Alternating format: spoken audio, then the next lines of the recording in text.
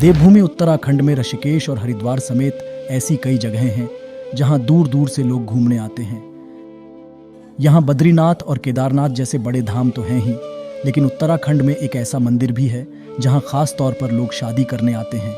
इस मंदिर का नाम है त्रियुगी नारायण मंदिर, जिसे शिव पार्वती के विवाह स्थल के रूप में जाना जाता है। यह मंदिर उत्तराखंड के रुद्रप्रयाग जिले में स्थित है। हेलो, नमस्ते, जय श्री राम, राधे श्याम, हर हर महादेव। तो आज मैं हूँ ऐसी अद्भुत जगह जहाँ पे कहते हैं कि स्वयं पार्वती जी और शिव जी ने यहाँ पे शादी करी थी।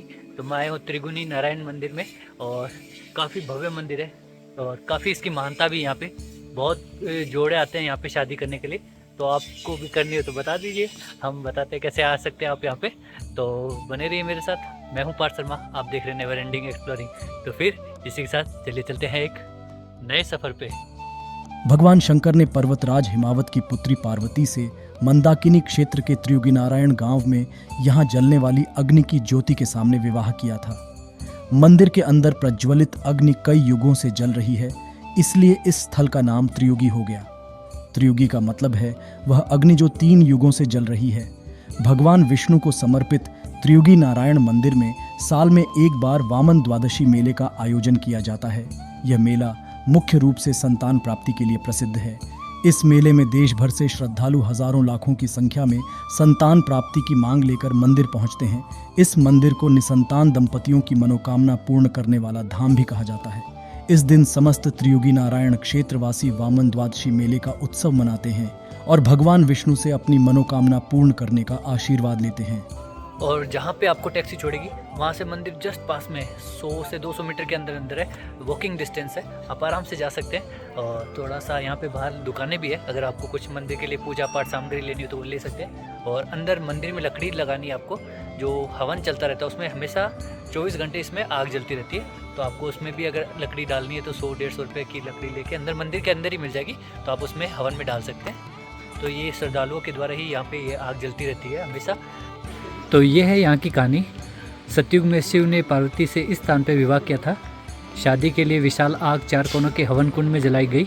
सभी संतों ने शादी में भाग लिया। विष्णु समारोह के स्वामी शिक्षक स्वयं ही थे। माना जाता है कि आग के अवशेष खगोलीय पिंड की तरह आज भी हवन कुंड में जल रहे हैं।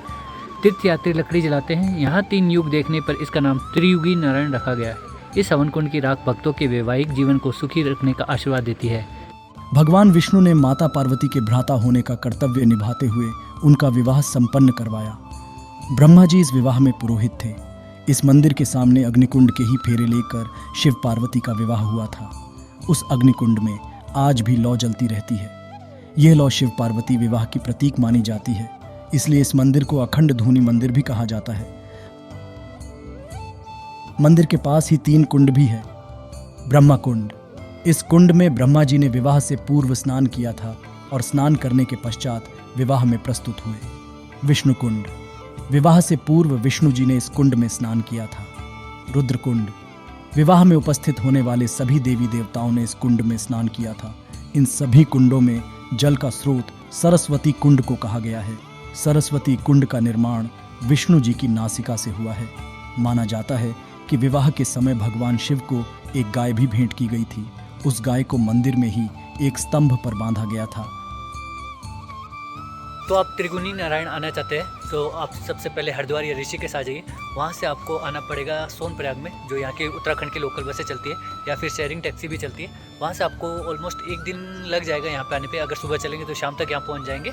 और सोनप्रयाग से फिर नीचे टैक्सी मिलेगी आपको, शेयरिंग टैक्सी, जो 200 रुपये लेती है, ऊपर आने जाने का राउंड ट्रिप लेती है। तो आप आराम से यहाँ पे आ सकते हैं। और अगर आपको सिर्फ यहाँ पे देखने आना है तो ज़्यादा देर तो लगेगी नहीं, 15-20 मिनट या आधे घंटे में आपका काम हो जाएगा। यहाँ पे छोटी मोटी पूजा करवानी है तो। और अगर आपको बड़ा प्रोग्राम करना है तो उसके लिए अच्छे से टाइम लेके आना पड़ेगा। उसके लिए आपको यहाँ पे आना पड़ेगा, रजिस्ट्रेशन करवाना पड़ता है। और ऑलमोस्ट इसमें पूरी शादी का खर्चा 30,000 के आसपास आता है, जिसमें हवन का, पंडित जी का और मंदिर का, ट्रस्ट का, सबका पैसा अलग आके 30,000 हो जाता है। और बाकी आपकी श्रद्धा जितना उनको देना चाहे, बट अप्रोक्स 30,000 का यहाँ पे खर्चा आता है। आपको रजिस्ट्रेशन करवाना पड़ेगा उसके लिए यहाँ पे। तो उसके नंबर भी मैं दे दूंगा। एक पंडित जी के यहाँ पे नंबर लिया मैंने। आपको अगर करवाना हो तो उनसे बात कर लीजिए और रजिस्ट्रेशन करवा लीजिएगा अपना। आप यहाँ उत्तराखंड विकास निगम GMBN के hotel Kedar river retreat Sitapur में अथवा त्रियुगी नारायण ग्राम में नारायण डेस्टिनेशन वेडिंग रिसोर्ट में ठहर सकते हैं। इसके अतिरिक्त यहाँ home stay, lodge, guest house आदि भी है, जिनमें कम कीमत पर अच्छी सुविधाओं के साथ रुक सकते हैं। आप चाहें तो सोनप्रयाग या गुप्त काशी में भी किसी होटल या रिसोर्ट में रूम बुक करा सकते हैं। तो त्रिगुनी नारायण का सफ़र मेरा यहाँ समाप्त होता है। आशा करता हूँ कि आप भी यहाँ पे कभी आएंगे और यहाँ महादेव और पार्वती जी के दर्शन करेंगे जहाँ पे ये विवाह समारोह हुआ था। तो फिर त्रिगुनी नारायण का सफ़र मेरा यहाँ समाप्त होता है। मैं हूँ पार्थ शर्मा, आप देख रहे हैं नेवर एंडिंग एक्सप्लोरिंग। तो फिर मैं मिलता हूँ आपसे किसी नए सफ़र पे, तब तक के लिए जय श्री केदार।